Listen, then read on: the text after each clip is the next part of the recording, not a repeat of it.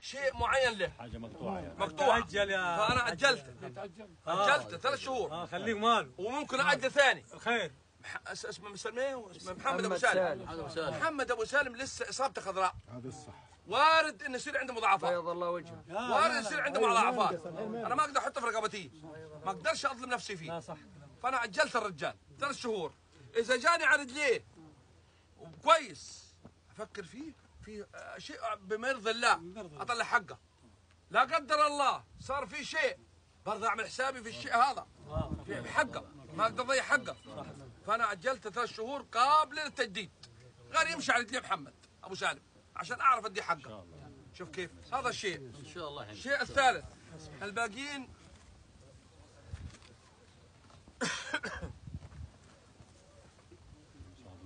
المصابين. صلى على النبي.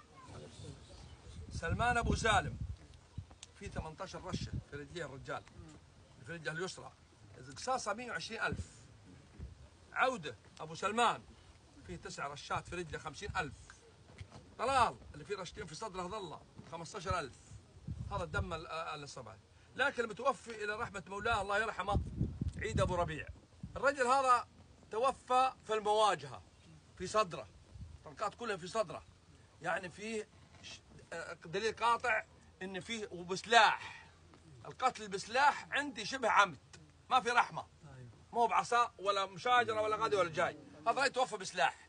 فانا ثقلت دمه، ثقلت دمه لانه في سلاح وفي مواجهه، مصرين يقتلوه. صليت على النبي. فديته 100 بعير زي ما قال الرسول عليه الصلاه والسلام، وسنها 100 بعير. لكن انا بتدرج في ال 100 بعير ظل حسب الاصابه وحسب نوع السلاح اللي قتل به. فصلوا على النبي. 30 بعير في 20,000 ب 600,000 جنيه، و30 بعير ثانيات ب 40,000، 1,200,000، و40 بعير في 50,000 ب 2 مليون.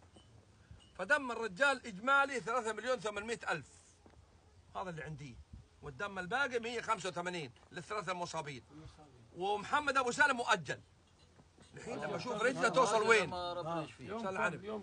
صلى على النبي. صلى على النبي. الشفاء وحد الله.